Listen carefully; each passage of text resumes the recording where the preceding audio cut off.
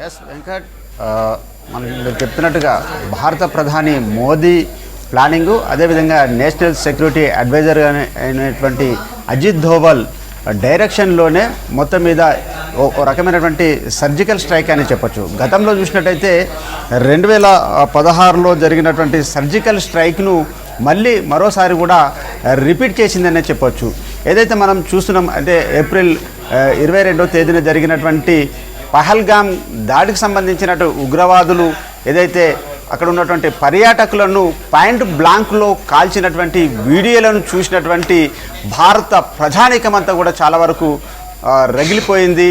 దానికి ప్రతీకారంగా బదులివ్వాల్సినటువంటి సిచ్యువేషన్ ఏర్పడింది అనేది మాత్రం ప్రతి ఒక్క భారతీయుల్లో కూడా మెదిలింది. ఇలాంటి ఈ అంశాన్ని కూడా చాలా వరకు పాక్లో ఉన్నటువంటి ఏదైతే కాశ్మీర్లో ఉన్నటువంటి ఉగ్రవాదులు కావచ్చు, మొత్తం మీద వాళ్ళను ఏరి పారేసేందుకు గాను మోదీ చాలా వరకు పెద్ద ఎత్తున ఐక్యరాజ్య సమితి కావచ్చు, అదేవిధంగా ప్రపంచ దేశాల ముందు పాకిస్తాన్లో దాగి ఉన్నటువంటి ఉగ్రవాద సంస్థలను కూడా టార్గెట్ చేసి ఒక పాకిస్తాన్ని ఒక దోషిగా నిలబెట్టడం జరిగింది. ఈ 14 రోజుల పాటు చాలా వరకు వ్యూహాత్మకమైనటువంటి చర్చలు కూడా జరిపారు.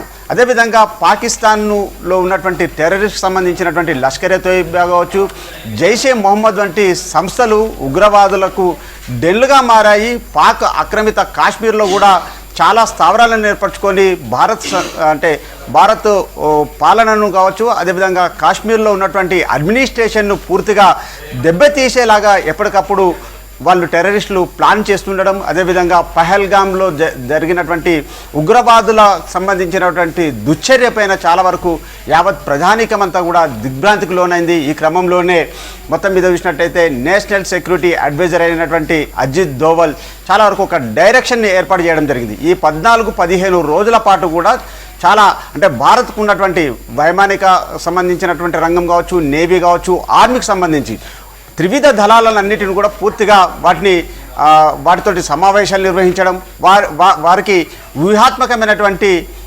పన్నాగాలను నేర్పడం, దాంతోపాటు ప్రతి వ్యూహాలను కూడా ఎదుర్కొనేలాగా ఈ త్రివిధ దళాలతోటి కూడా ఎప్పటికప్పుడు సమావేశాలు నిర్వహిస్తూ, అదేవిధంగా భారతదేశ ప్రజానికాన్ని అంతా కూడా ఒకవేళ యుద్ధం వస్తే కూడా తామంతూ కూడా సిద్ధంగా ఉండాలి, ప్రతి ఒక్క పౌరుడు సైనికుడుగా మారాల్సినటువంటి సిచ్యువేషన్ ఏర్పడుతుందంటూ కూడా ఇప్పటికే సంకేతాలను వెలువరించి ఒకేసారిగా అనుకోకుండా వ్యూహాత్మకంగా ఈ దాడులు చేయడం, అదేవిధంగా ఎయిర్ ఫోర్సు ఒకేసారిగా 9 చోట్ల ఉగ్రవాదులు దాగి ఉన్నటువంటి ఏదైతే టెర్రరిస్ట్ డెన్నులు ఉన్నాయో, అదేవిధంగా స్థావరాలపైన ఒకేసారి విరుచుకుపడటంతో లష్కరే తోయిబా కావచ్చు, అదేవిధంగా జైషే మొహమ్మద్ వంటి సంబంధించినటువంటి ఉగ్రవాద నెట్వర్క్నంతా పూర్తిగా ఏరిపారేసే విధంగా కూడా ఎయిర్ ఫోర్సు విరుచుకుపడింది. దీంతో కూడా మొత్తం మీద భారత ప్రధాని మోదీ, అదేవిధంగా నేషనల్ సెక్యూరిటీ అడ్వైజర్ అయినటువంటి అజిత్ దోవల్ డైరెక్షన్ ఫలించిందంటూ కూడా మొత్తం రక్షణ రంగం అంతా కూడా చాలా వరకు వాళ్ళు సంతోషాన్ని వ్యక్తం చేస్తున్నారు. ప్రతి ఒక్క భారతీయుడు మోదీ తీసుకున్నటువంటి నిర్ణయం కావచ్చు, అదేవిధంగా అజిత్ దోవల్ ఏర్పరిచినటువంటి వ్యూహాత్మకమైనటువంటి ఈ తోటి ఏదైతే పాక్ ఆక్రమిత కాశ్మీర్లో కావచ్చు, అదేవిధంగా పాక్లో దాగి ఉన్నటువంటి 5 స్థావరాలపైన ఒకేసారి ఎయిర్ ఫోర్సు సర్జికల్ స్ట్రైక్ చేసి మొత్తం ఉగ్రవాదుల నెట్వర్క్నంతా కూడా పూర్తిగా ధ్వంసం చేసింది.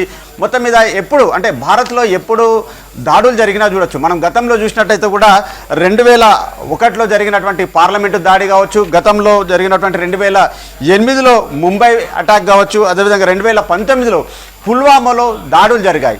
ఎప్పుడు పాక్లో ఉన్నటువంటి టెర్రరిస్టులంతా కూడా అక్కడ శిక్షణ పొంది ఆ తర్వాత భారత్ పైన అటాకులు చేసి ఆ తర్వాత మళ్ళీ పాక్ ఆక్రమిత కాశ్మీర్లో కావచ్చు, లేకుంటే పాకిస్తాన్లోనే వాళ్ళ స్థావరాల్లోనే ఈ ప్లానింగ్ అంతా చేసి భారత్పై విరుచుకుపడ్డటువంటి ఘటనలు ఉన్నాయి. ఇలాంటి అంశాలన్నిటిపైన కూడా మనం ప్రతిసారి కూడా కౌంటర్ అటాక్ చేస్తూ కూడా వారికి జవాబు ధీటుగా ఇవ్వడం జరిగింది. ఈ క్రమంలోనే ఇప్పుడు మరోసారి కూడా 2016కు సంబంధించినటువంటి సర్జికల్ స్ట్రైక్ను మరోసారి రిపీట్ చేస్తూ భారత ప్రధాని చాలా ప్రతి వ్యూహాలను నేర్పుతూ కూడా త్రివిధ దళాలతోటి కూడా సమావేశాలు నిర్వహించడం, అదేవిధంగా పాక్ని అంతర్జాతీయ సమావేశాలలో దోషిగా నిలబెడుతూ కూడా ఈ సర్జికల్ స్ట్రైక్ మరోసారి రిపీట్ చేయడంతో కూడా మొత్తం భారత యావత్ ప్రజానికమంతా కూడా హర్షం వ్యక్తం చేస్తున్నటువంటి సిచ్యువేషన్ కొనసాగుతూ ఉంది. మరోవైపున చూసినట్టయితే పాకిస్తాన్ కూడా అంటే ఒకవేళ ఆచితూచి మరీ కూడా మళ్ళీ రివర్స్ అటాక్ చేస్తే కూడా దాన్ని ఎదుర్కొనేందుకు కూడా భారత త్రివిధ దళాలన్నీ కూడా సంసిద్ధంగా ఉన్నాయి.